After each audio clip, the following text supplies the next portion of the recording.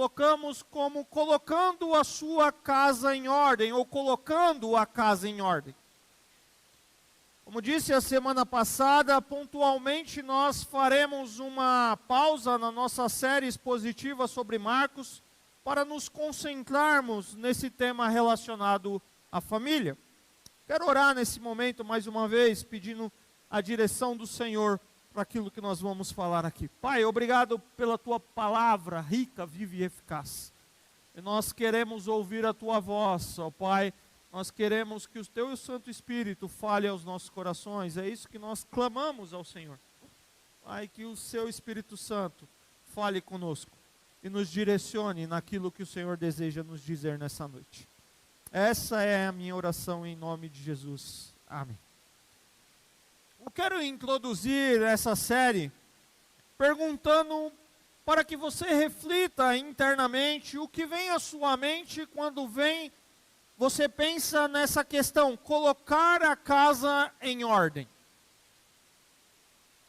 Quando você pensa em colocar a casa em ordem, o que vem na sua mente? Eu imagino que a sua mente, assim como a minha, dentre tantas coisas que nós pensamos com essa questão, ela também é levada a pensar em algumas coisas relacionadas à organização da sua casa. Aquelas coisas que estão desarrumadas, aquelas coisas que estão fora do lugar que ninguém percebe. Mas você sabe que está desarrumado ou que está fora do lugar. Ou talvez você pense na limpeza, você pense na manutenção que você precisa fazer. E o foco, muitas vezes, quando nós pensamos nisso, se torna a nossa casa organizada, arrumada, limpa, tudo em ordem e tudo em perfeita harmonia. Quando, por exemplo, nós recebemos visitas em nossas casas, e nós utilizamos aquela tradicional frase, não repare na bagunça. Porque a gente já pressupõe que tem alguma coisa fora do lugar, e a gente já avisa a pessoa, não repare na bagunça. Mas só você que sabe que aquilo é uma bagunça. A pessoa talvez não tenha o hábito de frequentar a sua casa. É verdade que manter a nossa casa em ordem, nesse sentido que nós estamos falando aqui, é um grande desafio na nossa vida cotidiana. Em meio ao turbilhão de coisas que nós temos para fazer, muitas vezes o casal trabalha fora, tem o tempo do deslocamento, as crianças na escola, o home office, as atividades extras, enfim, às vezes nós cansamos só de pensar em tantas coisas. Mas permita-me, nessa introdução, contar um exemplo pessoal. Eu até os 25 anos de idade, quando casei com a Daísa, novinho ali, eu nunca havia mudado de casa. Morei minha vida de solteiro no mesmo local, com os meus pais e irmãos. E o que eu presenciei ali, o máximo que nós tivemos que nos adaptar foram as reformas, a construção da casa dos meus pais ao longo dos anos, que geraram para nós adaptações e etapas de organizações. E eu e a Daísa nos casamos, nós tivemos um imprevisto aí de 2 meses, depois que casamos, num atraso da entrega do nosso apartamento. Nós moramos provisoriamente ali no local, mas depois nós moramos durante aproximadamente 16 anos no mesmo local. Foram 16 anos no mesmo apartamento, ali nós ajeitamos as coisas. Antes de chegar a Letícia, nós tínhamos ali o quarto da bagunça. E aí continuou o quarto da bagunça, né? Só que agora das crianças. Aí chegaram as filhas, a Letícia, a Lívia. E no final de 2022, com a Lívia bebezinho, os meus pais mudaram ali para Santa Catarina. E nós mudamos, então, mudamos pela primeira vez ali para Barueri, para a casa dos meus pais. 16 anos depois que nós já estávamos, 15 para 16 ali juntos, fizemos a nossa primeira mudança.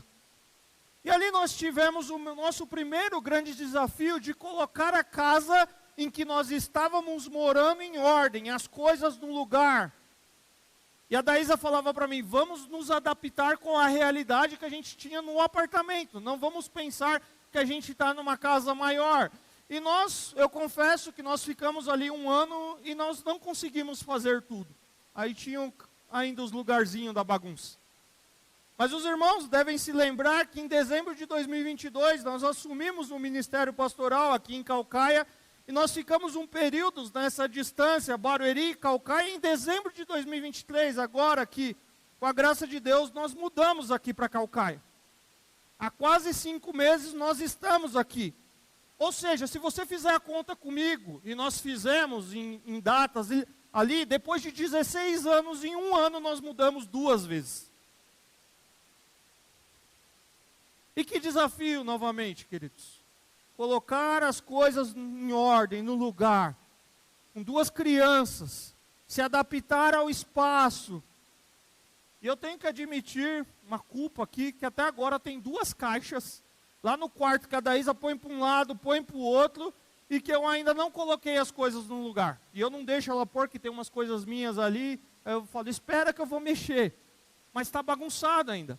Aí a gente recebe visita, ela põe a caixa num cantinho ali, joga um pano em cima para disfarçar, mas está bagunçado. Na garagem tem umas coisas que é bagunça e nós não conseguimos colocar a casa em ordem. Ainda está bagunçado. Né? Se olhar na estante dos livros, você vê uns negócios ali que eu tenho que tirar dali, está fora do lugar. Esse é um exemplo da minha realidade, de como é um desafio colocar a casa como esse sinônimo de habitação, de domicílio, de moradia em ordem. É um desafio, queridos. Mas eu falei tudo isso só para você pensar comigo, mas esse não é o foco que nós queremos dar para essa temática. Porque certamente você encontrará aí nos internets da vida, no YouTube, diversas dicas de arrumação. Hoje virou até um mercado, algumas pessoas estão se especializando nessa área de organização, de como colocar as coisas no lugar. Mas a palavra de Deus nos diz, em 2 Reis, capítulo 20, verso 1, diz assim a palavra do Senhor: naquele tempo, Ezequias ficou doente e quase morreu. O profeta Isaías, filho de Amós, foi visitá-lo e lhe disse: assim diz o Senhor, põe em ordem a sua casa, pois você vai morrer, não se recuperará.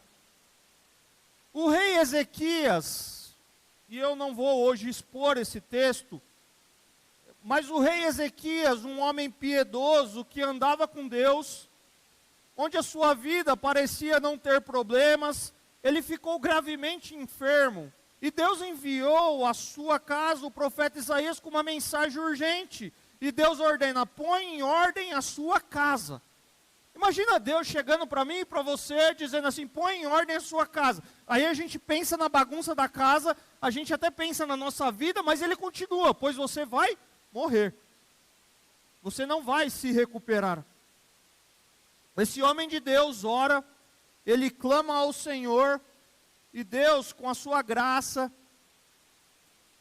com a sua misericórdia, ele ouve, ele atende a oração de Ezequias, o cura, e ele promete acrescentar 15 anos na vida do rei, e que ele também livraria o rei ali, o rei Ezequias, do império assírio, ou do rei da Assíria.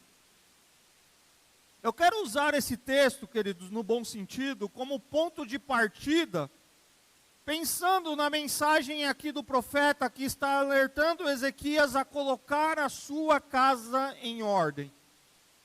Não casa física, porque o rei certamente ele era servido de bastante empregados. Na nossa casa, pelo menos nós não temos, e por isso as coisas estão fora do local, mas o rei certamente era servido ali para colocar o palácio real em ordem. Não, mas a sua família, a sua casa no sentido de família em ordem. A alinhar a sua casa com os conceitos, com os valores estabelecidos pelo Senhor. E essa é uma palavra direcionada para nós também, que vivemos e somos desafiados a viver em família. É fato que em nossa igreja existem diversos casais ou famílias, lares, que vivem em harmonia. Estão alinhados e buscam viver de acordo com o que Deus determinou em sua palavra. Possuem reverência, possuem temor do Senhor, estão centrados em Deus. Mas existem também entre nós algumas famílias, alguns lares, algumas casas que estão desestruturados, vivendo fora dos princípios e fora dos valores da palavra de Deus, e precisam ouvir a palavra de Deus para viver a vida cristã a partir da sua casa. Porque muitos chegam a Cristo, chegam ao Evangelho sofridos e marcados com uma vida de pecado, e trazem para a vida cristã lares desestruturados e com princípios e valores que estão fora do que a palavra de Deus, ou melhor, fora do que a palavra de Deus nos ensina. E esse tema proposto, ele nos desafia a colocarmos em ordem o nosso casamento, a nossa família. Porque colocando em ordem a nossa família, o nosso casamento, não só eles serão abençoados, como a igreja composta de famílias será abençoada. Você crê que em Jesus famílias problemáticas também possam encontrar esperança e restauração? O que nós queremos propor ao longo deste mês? É uma jornada que nos leva a voltarmos os nossos pensamentos e as nossas vidas a Deus, e para isso nós precisamos voltar para a palavra de Deus, onde vemos que Deus estabeleceu a família e nos ensina o fundamento ou os fundamentos de como viver família e quais são os seus valores para a família. Nós não queremos necessariamente aqui nos limitar nessa série apenas aos papéis que homens, pais, mulheres, mães, os filhos ocupam ou desempenham nos lares, como nós fizemos o ano passado de forma mais geral, mas pensando no chamado de Deus e no modelo bíblico para os homens, aqueles que compõem a nossa casa. A masculinidade cristã para as mulheres, a feminilidade cristã para os filhos que honram aos seus pais, e nós pensarmos dessa importância de nós não negligenciarmos a família. E hoje eu quero iniciar essa série com uma palavra para nós homens, pensando no papel bíblico do homem na família e do chamado de Deus para a masculinidade. Aí talvez você olhe para isso e fale, essa palavra então, você é mulher, então essa palavra não é para mim. O pastor disse que ele quer falar para nós homens, pensando no papel bíblico dos homens. Mas essa palavra é para você também, porque nós precisamos caminhar juntos, pois você, esposa, também tem uma responsabilidade de entender e ajudar o seu marido no seu papel. Ou talvez você também é mãe de um menino, ou talvez você está solteira e precisa saber o que Deus diz sobre o papel masculino para buscar um homem de Deus para construir a vida com você. Então é palavra para homem e para mulher, mas focando no que Deus espera num homem dele. Nós precisamos, a primeira coisa que nós precisamos ter em mente é que Deus é o Criador, Deus é o iniciador da família. Ele é o iniciador, o Criador do homem e da mulher, que foram criados à imagem de Deus. E os primeiros capítulos do livro de Gênesis apresentam um casamento como algo cujas raízes se encontram no ato divino, na criação da humanidade, a sua imagem, como homem e mulher. E o casamento bíblico é um vínculo sagrado entre marido e mulher, entre homem e mulher, entre o casal e Deus, alicerçado nas leis divinas com base na sua palavra. A família bíblica, ela se caracteriza depois que um homem e uma mulher, unidos em matrimônio, possuem, quando possível, filhos naturais ou adotivos. Marido e mulher, ou pais, mães e filhos, vivendo no mesmo lar. O casamento, queridos, é esse vínculo, é essa aliança que Deus estabeleceu, repito, entre homem e uma mulher, que caracterizam a família aos modos da palavra de Deus, homem e mulher, com uma visão de mundo que parte e que envolve uma visão bíblica sobre o papel do homem, sobre o papel da mulher, sobre o papel da família no plano de Deus, bem como uma compreensão bíblica do que distingue um homem e uma mulher, se é que é alguma coisa que distingue.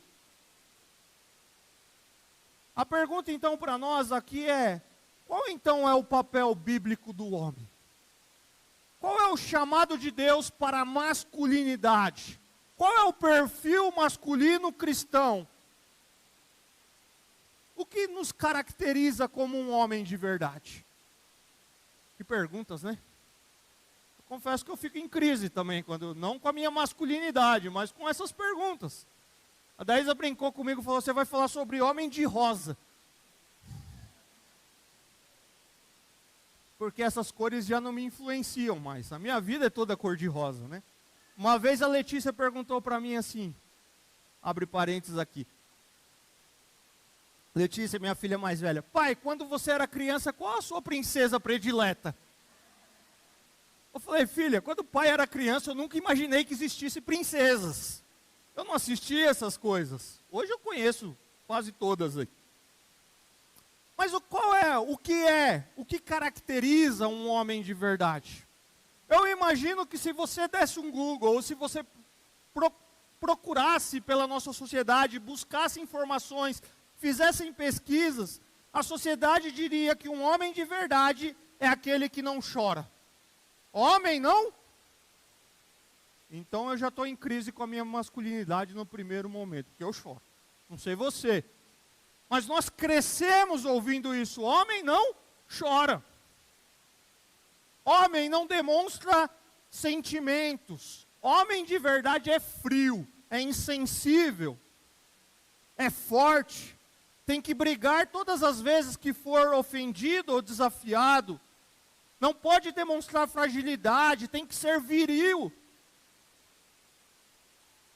Homem de verdade tem bens, tem patrimônios, tem poder, tem respeito, e gosta de ser, e não só gosta, como tem que ser temido pelas pessoas, inclusive pelas esposas e filhos.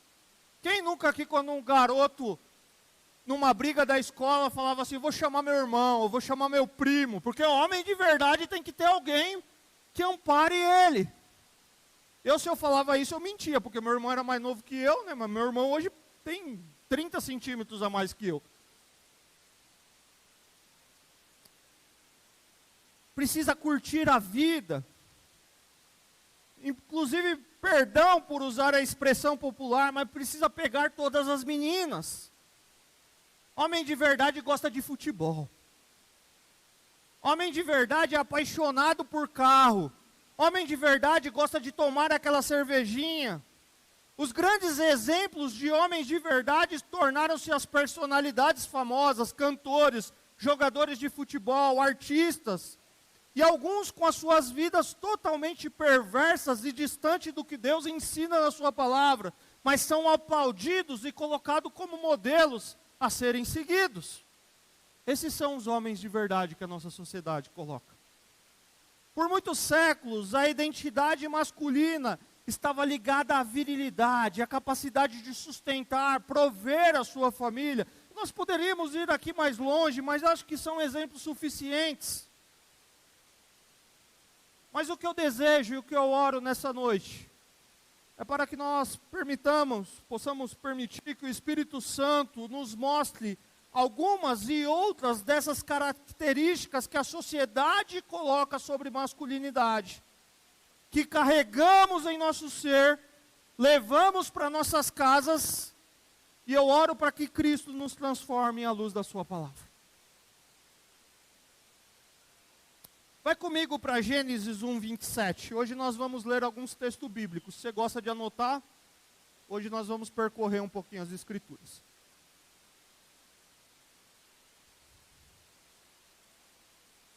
Criou Deus o homem à sua imagem. A imagem de Deus o criou. Homem e mulher os criou.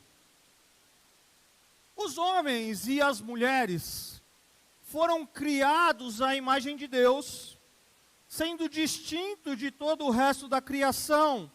E como portadores da imagem de Deus, homens e mulheres têm igual dignidade, têm igual valor.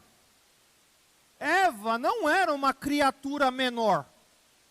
Eva não era um ser inferior. Porque tanto o homem como a mulher foram criados por Deus, tendo o mesmo valor diante do Criador. Pois não há diferença entre os sexos no que se refere à sua relevância e importância diante do Criador. A Bíblia também descreve que homem e mulher têm uma ideia de complementaridade. Ambos foram criados por Deus com dignidade idêntica. Homens e mulheres devem se respeitar. Homens e mulheres foram criados para se amar, para servir e não para se desprezarem. Um não é inferior ao outro. Mas embora homens e mulheres foram feitos iguais,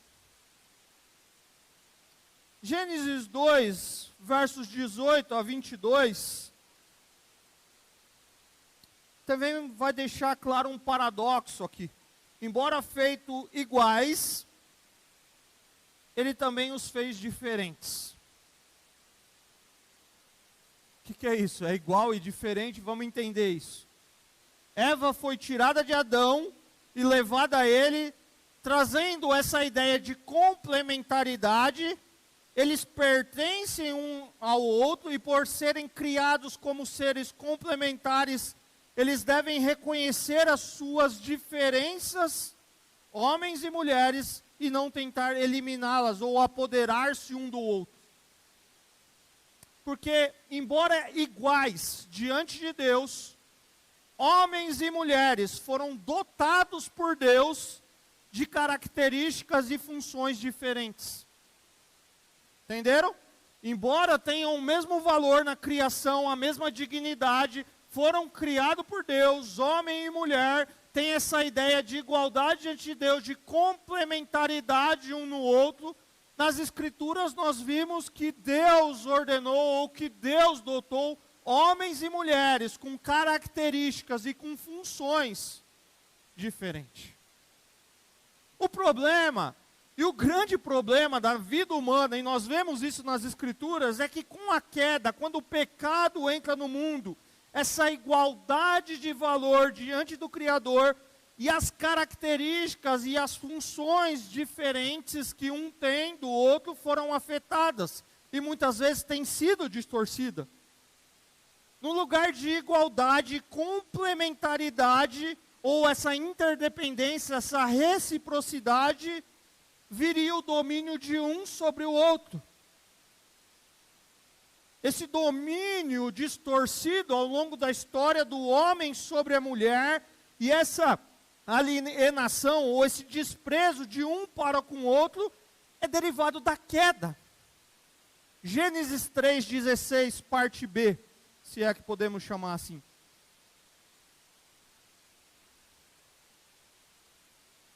Olha o que diz o texto, depois da queda.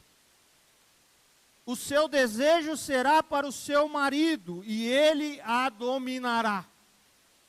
Essa ideia de contrariedade ao princípio de Deus na criação vem com a queda.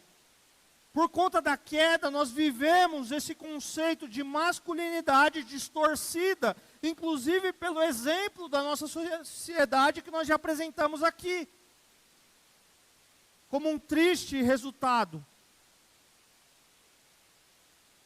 de quão longe o homem se distanciou da intenção original de Deus e que afeta os conceitos de masculinidade através dos séculos. Agora, um conceito de masculinidade ou um conceito de ser um homem de verdade não se baseia naquilo que individualmente ele acha que é certo para ele. Não é assim que você baseia um conceito, porque eu acho que eu vivo assim, eu fui criado assim, ser homem para mim é isso.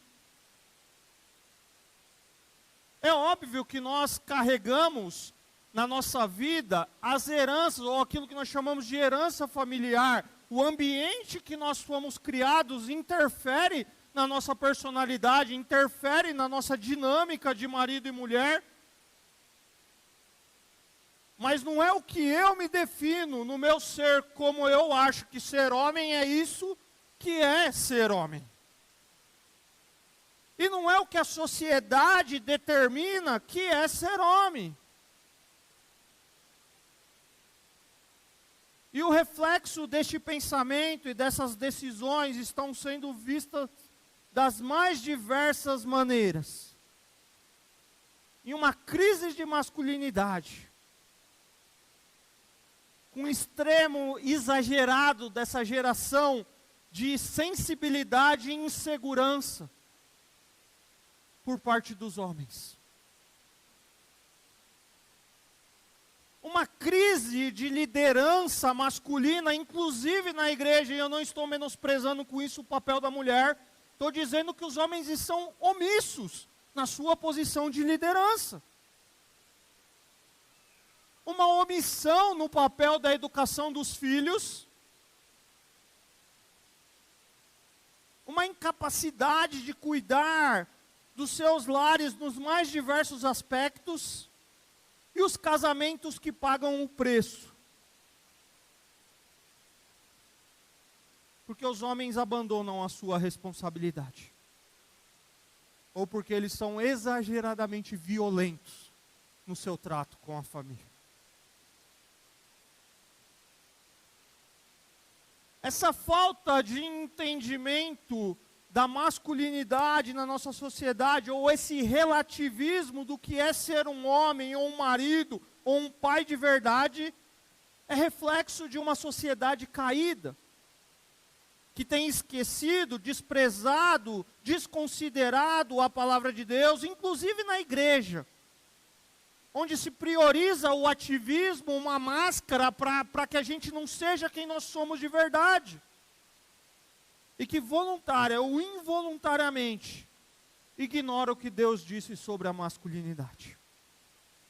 E o que Deus disse sobre a masculinidade, nós vamos falar aqui, é uma verdade que é infinita e que é transcultural. Homem no Brasil, à luz da palavra de Deus, é o mesmo que o homem na Alemanha, à luz da palavra de Deus. O mesmo que o homem no Japão, tem aspectos secundários da cultura, mas dizer que homem na cultura é aquele que agride a mulher, isso não vale com a palavra de Deus. Se a palavra de Deus, se o evangelho não muda uma cultura, não é o evangelho.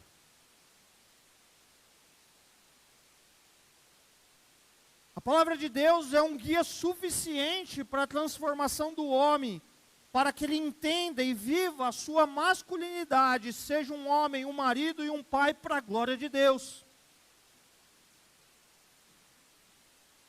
Agora, para saber, queridos, se você chegasse para Jesus e perguntasse: Senhor, o que é ser um homem? O que é ser um marido? O que é ser talvez vou exagerar aqui, um pai à luz da palavra de Deus? Que definição o Senhor nos dá sobre um homem de verdade? Eu penso que Deus nos responderia de uma forma muito simples. Olhe para o meu filho. Olhe para as características de Jesus, o homem perfeito. Jesus maltratou as mulheres?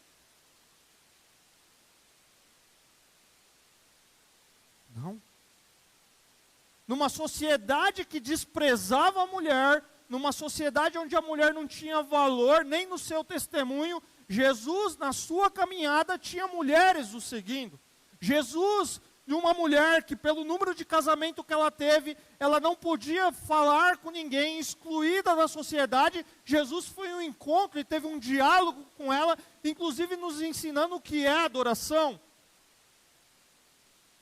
Numa mulher rejeitada pela sua religião por conta de um problema de hemorragia, do fluxo de sangue, ela encosta em Jesus ou ela recebe de Jesus a cura.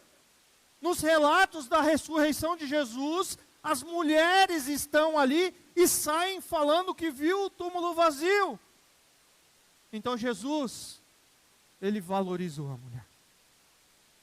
No sentido de olhar para aquela situação que a sociedade, que aquela nação colocou sobre os judeus ali e dizer o que era e como se relacionar numa forma ali de uma vida social com a mulher. Jesus, queridos, esse Deus homem é descrito nas Escrituras como o único homem perfeito. Por isso ele é nosso exemplo. Vejamos o que diz 1 Pedro 2, 21, 22.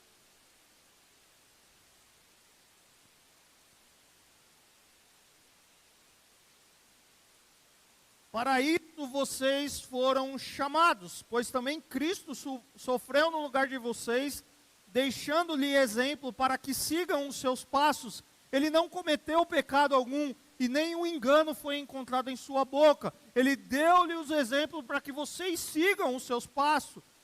Ele é a perfeita imagem na qual deveria se espelhar todo aquele que aspira a ser um homem de verdade.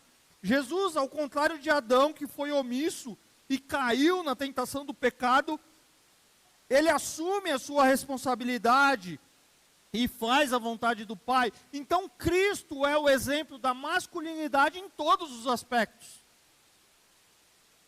1 João 2, 5, 6 diz assim: mas se alguém obedece a sua palavra, nele verdadeiramente o amor de Deus está aperfeiçoado. Desta forma sabemos que estamos nele. Aquele que afirma que permanece nele deve andar como ele andou. A vontade de Deus para nós é nos colocar nos moldes de Cristo, ou seja, um homem verdadeiro, um homem de verdade, cresce nas qualidades e tem virtudes de Cristo. Romanos 13, 14. Pelo contrário, revistam-se do Senhor Jesus Cristo e não fiquem premeditando como satisfazer os desejos da carne. Se revista de Jesus. Em Jesus, nós encontramos algumas qualidades de um homem de verdade. Nós precisamos olhar para Jesus e aprender com as suas atitudes a ser um homem de verdade.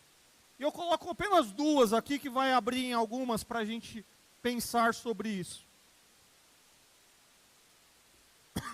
Primeiro, Jesus apresenta uma mentalidade eterna. Jesus tem mentalidade do reino. Jesus, ele fez a vontade e a obra do Pai. Jesus, ele não trabalhou para o seu sucesso, para os seus desejos pessoais. Ele tentava buscar qual era a vontade de Deus para a vida dele. Um homem de verdade, queridos, busca a vontade de Deus para a sua vida. Tem mentalidade do reino. Olha o que diz Jesus em João 4,34. A minha comida é fazer a vontade daquele que me enviou e concluir a sua obra. Um homem de verdade, um homem nos padrão de Cristo Jesus, ele faz a obra, busca a vontade do Pai, ele não trabalha para o seu desejo pessoal, egoísta.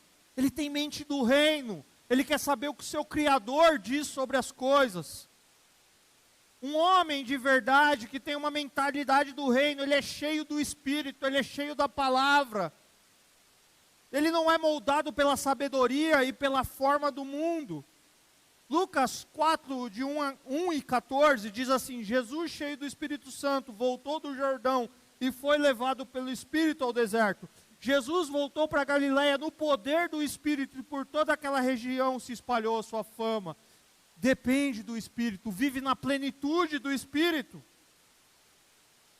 Um homem de verdade, ele faz a vontade e a obra do Pai, ele é cheio do Espírito, mas ele vive uma vida santa e obediente.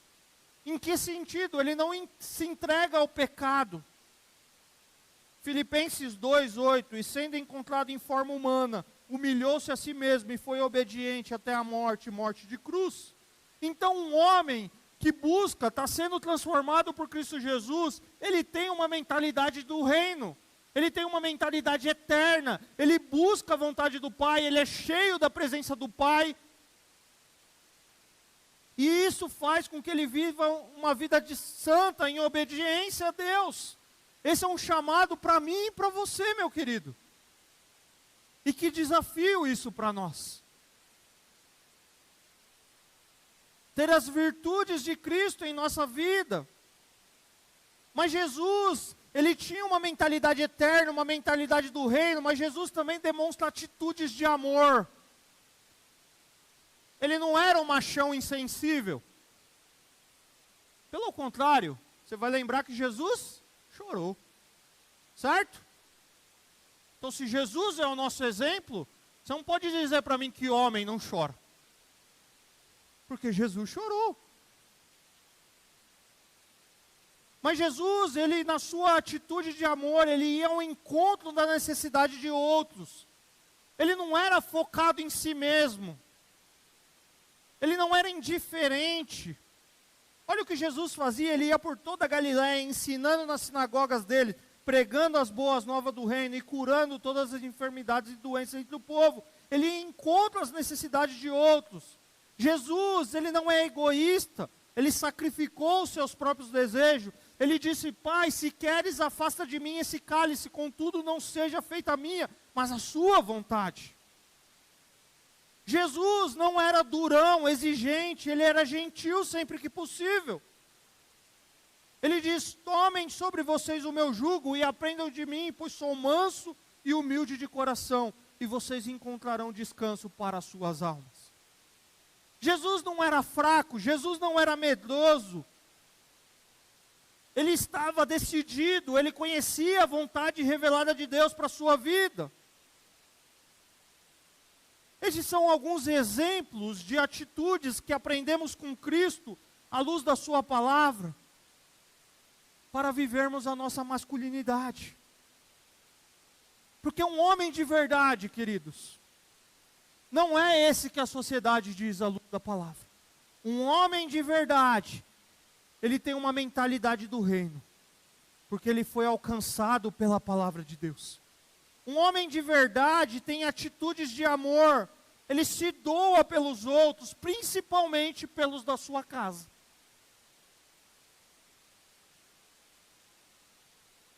Então, esse papo de que eu fui criado assim, a minha infância foi assim, não cola para nós. Porque se nós ganhamos uma nova natureza, uma natureza do espiritual, e se Jesus está nos transformando, não importa se você é um cara muito agressivo, ou no sentido de muito irritado, ou se você é muito manso, em Jesus, na mesma casa, todo mundo está sendo transformado para viver família, conforme os moldes de Cristo. Nós precisamos ser transformados por Cristo. Nós precisamos imitar a Cristo. E nesse processo de ser transformado, de sendo transformado, nós vamos assumir a missão que Deus nos deu. Porque o homem, ele tem uma missão, queridos. E não é ficar no sofá assistindo futebol enquanto a mulher faz as coisas. De vez em quando pode, se é um combinado entre vocês. Mas não é essa a missão. A missão é proteger a nossa mulher. Esse é um dos papéis que Deus nos deu. De guardar, de proteger, de livrar a mulher do mal, zelar por elas. Guardar a nossa casa. Efésios 5.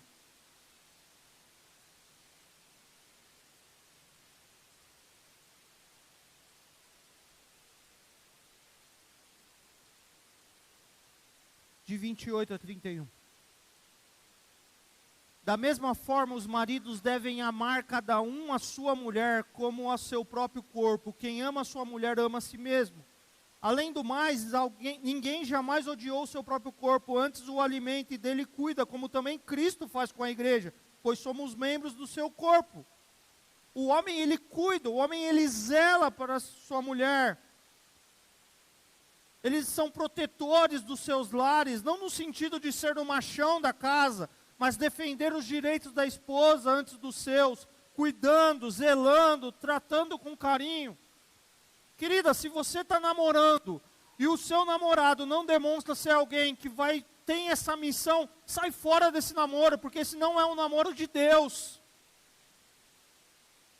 Esse pode ser um namoro da sociedade. Esse pode ser o padrão que a sociedade colocou, mas o padrão estabelecido por Deus está na sua palavra. Mas, pastor, quando vai vir um homem assim? Ora, querido, porque vai vir. Não estou falando perfeito, mas alguém que tem a mentalidade do reino e alguém que está buscando viver de forma que Deus deseja. O homem tem a missão de liderar a esposa e os filhos nos caminhos do Senhor. Essa é uma responsabilidade que Deus nos deu, homens. Liderar a nossa família de modo que a esposa e os filhos vivam uma vida que honra e glorifica a Deus. Efésios 5:23. Pois o marido é o cabeça da mulher, como também Cristo é o cabeça da igreja, que é o seu corpo, do qual ele é o Salvador.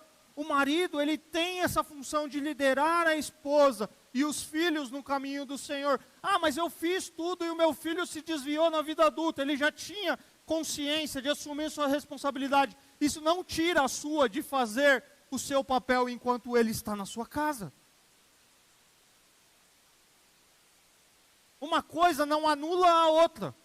Nós temos uma missão e a nossa missão é ensinar os nossos filhos a amarem a Deus, termos uma vida de comunhão com Deus, entre nós ali na nossa casa. Ah, mas cresceu, se desviou. Você cumpriu a sua missão, querido. Ele chegou na idade de fazer escolha, ou elas, e escolheu errado. Mas a nossa missão é liderar a nossa casa nos caminhos do Senhor. O homem, sim, tem a missão de prover e sustentar a família. Isso não significa que a mulher não pode trabalhar, mas o homem tem uma responsabilidade que Deus designou. O que tem hoje de homem preguiçoso e acomodado é um absurdo. E quantas mulheres sobrecarregadas por conta disso? Salmo 128 diz assim: como é feliz quem teme o Senhor, quem anda nos seus caminhos. Você comerá do fruto do seu trabalho e será feliz e próspero. Sua mulher será como a videira frutífera em sua casa, seus filhos serão como brotos de oliveira ao redor da sua mesa. O homem que teme o Senhor, que come do fruto do seu trabalho, ele é feliz na sua família. Então é missão nossa, queridos, proteger a nossa mulher, liderar a esposa e os filhos no caminho do Senhor, prover e sustentar a família e ser fiel à mulher que Deus te deu. O casamento bíblico é monogâmico. Isso implica fidelidade conjugal. É um compromisso de exclusividade. É verdade que quando nós olhamos para o desdobramento do casamento e da família em alguns relatos descritos nas Escrituras, nós percebemos o desvio do ideal de Deus. Sai de monogamia e entra para poligamia. Deveria durar, ser perpétuo, agora tem o divórcio, fidelidade, adultério, fertilidade, esterilidade, a complementariedade, a deterioração do sexo. Ao longo da história, o homem tem desprezado os planos de Deus e os seus valores para o casamento e para a família. E por isso, nós vivemos uma crise no que se refere a casamento e a família.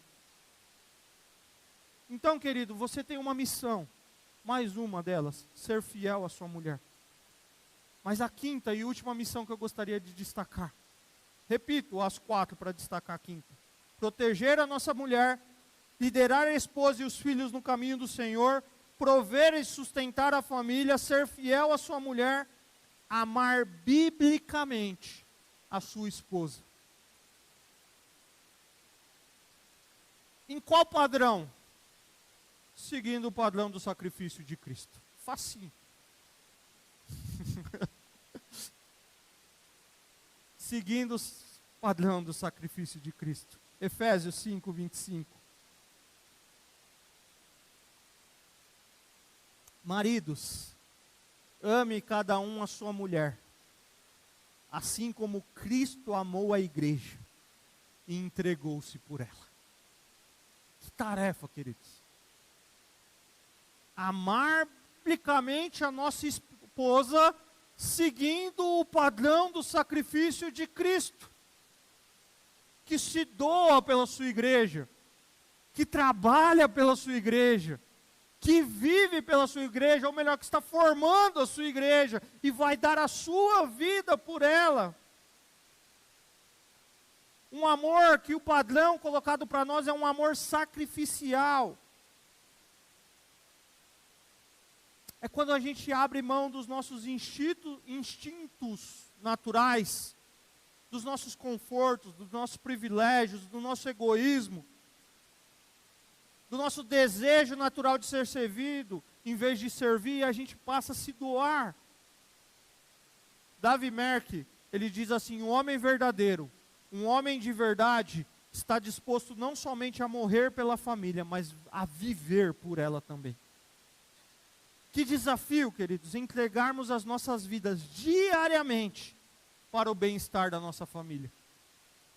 Essa é a missão que Deus nos deu.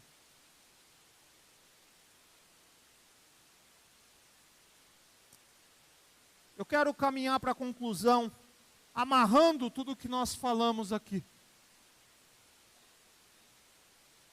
Porque nós somos convidados a entrar nesse desafio, e que desafio para mim e para você, não é verdade? Mas a abrir mão dos nossos desejos, de uma sociedade com os padrões distorcidos pelo pecado, para seguir a palavra de Deus, para seguir o modelo de Cristo.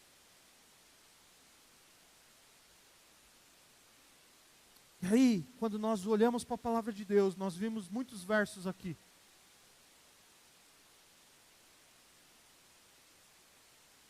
Ele vai nos moldando e vai nos ensinando a viver a nossa masculinidade. Mas há um modelo para nós. É o modelo do próprio Cristo. E o modelo do próprio Cristo tem mentalidade do reino e vive essa vida de doação pelos outros. Vive uma vida de amor pelos outros. Como você tem vivido a sua masculinidade? Como que você é o homem lá na sua casa? Da forma que o mundo a define? Ou da maneira que Deus define e mostra no exemplo de Cristo?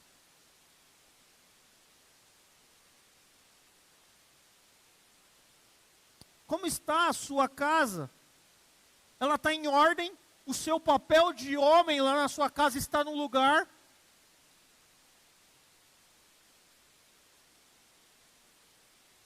Talvez seja a hora de permitir que em Cristo Jesus a sua casa seja colocada em ordem. Que o Espírito Santo nos dê entendimento das características básicas do homem, solteiro, casado, pai, como exemplificadas em Cristo, e que Deus nos ajude a assumir a missão que Ele colocou sobre a nossa responsabilidade.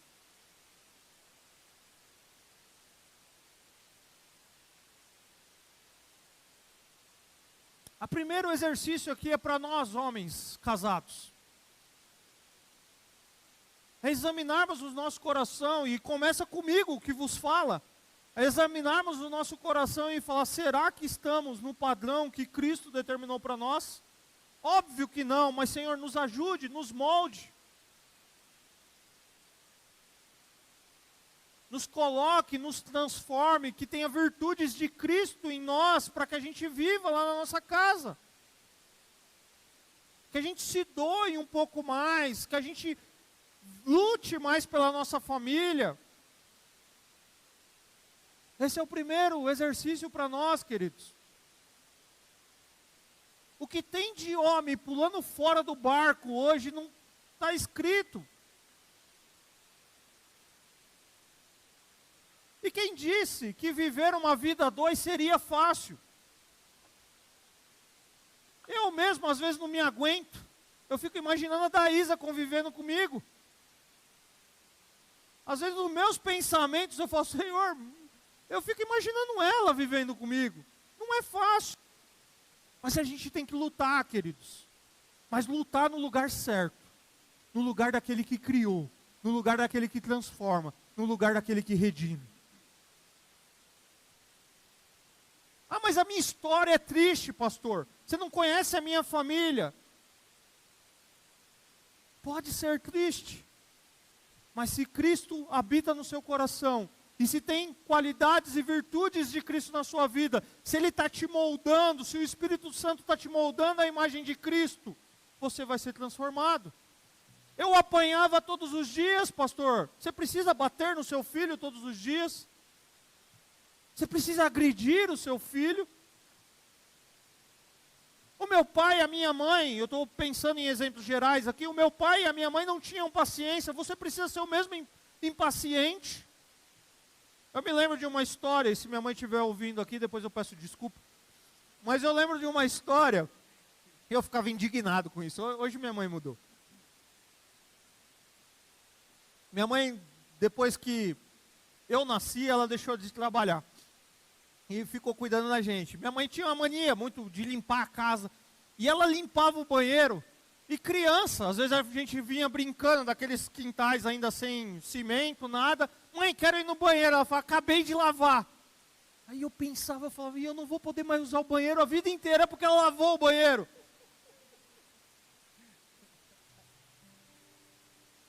Hoje ela deixa. Hoje ela está bem lá. Com os netos, então, faz de tudo. Mas eu ficava com isso dentro de mim, eu não vou poder... E por conta disso eu tenho que fazer a mesma coisa na minha casa, o banheiro está limpo, ninguém mais usa o banheiro. Queridos, não é o padrão. Cristo precisa nos transformar. Cristo precisa nos moldar. Porque naquele ímpeto das crianças enchendo o saco, entre aspas, em casa, o que ela falava é, acabei de limpar o banheiro, você já vai vir sujar tudo aqui? E menino é ótimo para deixar o banheiro limpinho, né? Tem uma mira que é uma beleza. Fecha aspas da brincadeira. Esse é o desafio, queridos, para nós. Mas há um desafio para você, homem solteiro. É permitir que Deus te molde a tal ponto de que quando você assumir um compromisso com uma mulher, você seja esse homem de Deus na sua casa.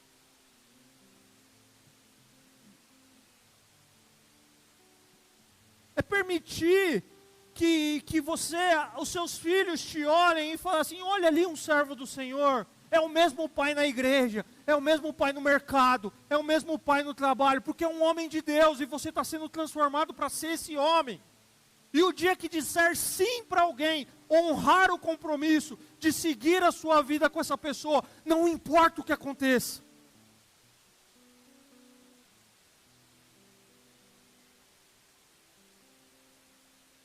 Mas há um desafio para você, mulher. Ajudar o seu marido nesse papel. De ser esse homem que Deus deseja que ele seja. E que talvez você não está facilitando esse processo, se de alguma forma está acontecendo isso. Mas há também um convite de Deus para você, mulher solteira. Não busque o padrão da sociedade. Busque o padrão de Deus. E como que você aprende isso no namoro? Olha como o menino trata a sua mãe, os seus pais. Olha como ele se envolve com a igreja. Olha como ele fala das pessoas. Olha como ele olha para frente. Olha o futuro que ele deseja. Pode ter coisas ainda que dá ruim lá na frente, mas tenha precauções. Não é porque entrou na igreja que é crente. E tem que namorar com ele. Não é porque você conheceu aqui nesse ambiente que é um homem de Deus. Porque ele pode estar sendo ainda confrontado e precisa mudar para que seja um homem de Deus. E espere para que isso aconteça. Deus pode me usar para levar ele para Cristo Jesus. Você pode me dar 1 ou 2 exemplos e eu também te dou. De 1 ou 2 que aconteceram isso, mas te dou 300 de vida que deram errado. Nessa confiança de que você vai ser quem vai levar ele para Cristo Jesus. Porque você não vai fazer isso. Então escolha um homem do Senhor. E nós, qual é a nossa missão como igreja, queridos? Viver esse evangelho a tal ponto de que aqui saiam homens de Deus. Timóteos, Tito, José e tantos quantos outros que tinham coração de Deus. Daniel. E que a gente, como pais, depositem ou entreguem e confiem o namoro das nossas filhas, porque são homens de Deus. E isso só é possível quando a gente se rende diante de Cristo Jesus. E a gente faz uma oração decidindo: eu confio no Senhor. E se durar 5 anos, eu confio no Senhor. E se eu esperar 10 anos, eu confio no Senhor. E se eu ficar sozinho, eu confio no Senhor, que é o meu Deus, para viver a minha vida de solteiro sozinho. Porque é melhor viver essa vida de solteiro, nesse mundo, ficar sozinho, do que construir a sua vida, alguém do seu lado, que talvez vai fazer mal na sua vida. Porque os valores não priorizam os valores que Deus estabeleceu. Proteger nossa mulher, liderar a esposa e os filhos no caminho do Senhor, prover e sustentar a família, ser fiel à sua mulher, amar biblicamente a sua esposa, seguindo o padrão do sacrifício de Cristo. Que a Bíblia ocupe a centralidade das nossas vidas. Que Jesus seja o centro do nosso coração e que nos ajude a viver a vida comum do lar e aprender a ser um homem do Senhor, amando e honrando as nossas esposas e filhos. Que Jesus mude os nossos valores e coloque nos nossos corações os valores do seu reino. Querido, eu não queria, e eu falo isso, e eu vou falar isso todos os meses da família que eu passar por aqui, que eu tiver aqui ainda.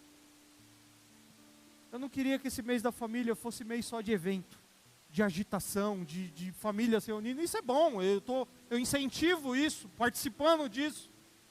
Mas eu queria que a gente fosse confrontado pelo Evangelho. Mas mais do que confrontado, a gente se rendesse a esse Evangelho. É olhasse e falar: Senhor, eu quero ser um homem melhor. Senhor, eu quero ser um pai melhor. Porque isso começa por mim, que estou falando para vocês. Esse que está falando para vocês não está falando que é o melhor marido, que é o melhor pai, mas que precisa ser transformado para Cristo Jesus, para ser um melhor marido e um melhor pai. E isso só é possível pelo Evangelho de Cristo Jesus. Baixe sua cabeça comigo, eu quero orar com você.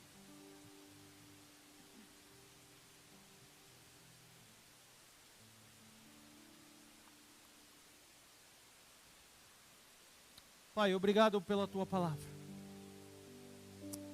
Palavra essa que nos desafia, me desafia, ó Pai. Porque eu não estou falando, e não seria correto pensar dessa forma, mas falar somente para um terceiro, mas eu estou falando no papel do homem, e eu sou homem. Um homem casado, um homem que é filho, um homem que é pai. E quão falho eu sou, e o Senhor conhece o meu coração, conhece as minhas imperfeições.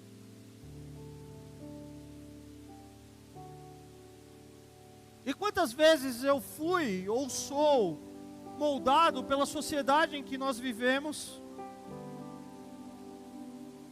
e estabeleço o padrão de viver, ser o homem da casa da minha forma.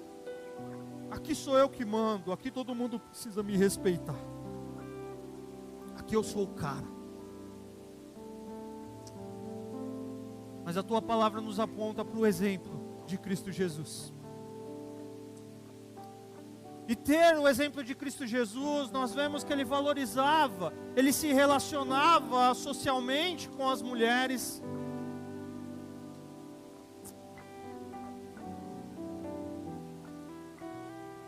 Ele curava, ele apontava o caminho da adoração, ele restaurava.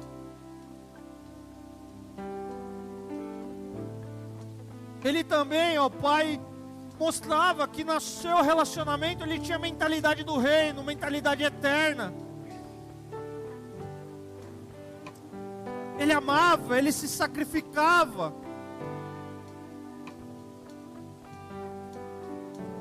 E ele nos promete nos nos transformar, nos despir desse velho homem e nos revestir de um novo homem.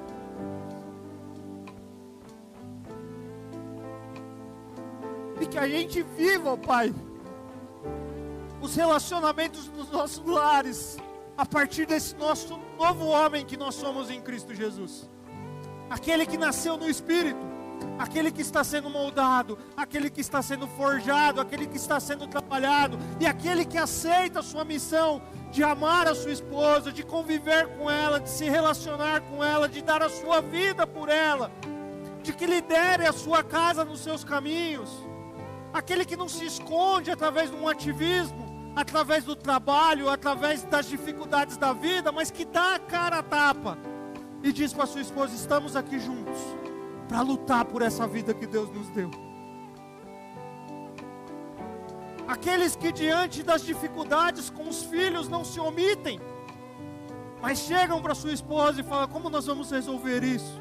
Me ajuda, não estou conseguindo lidar com isso. Mas não terceiriza ou simplesmente sobrecarrega a sua esposa com uma responsabilidade que também é dele. Nos ajuda, Pai, nos transforma, Pai, muda a nossa casa, coloca a nossa casa em ordem, a começar do nosso papel de homem na nossa casa, submisso à Tua palavra. Essa é a nossa oração, em nome de Jesus, amém. Vamos ficar em pé?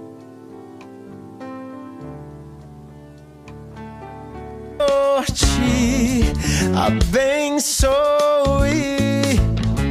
e faça brilhar seu rosto em ti, conceda sua graça e te dê paz. Amém.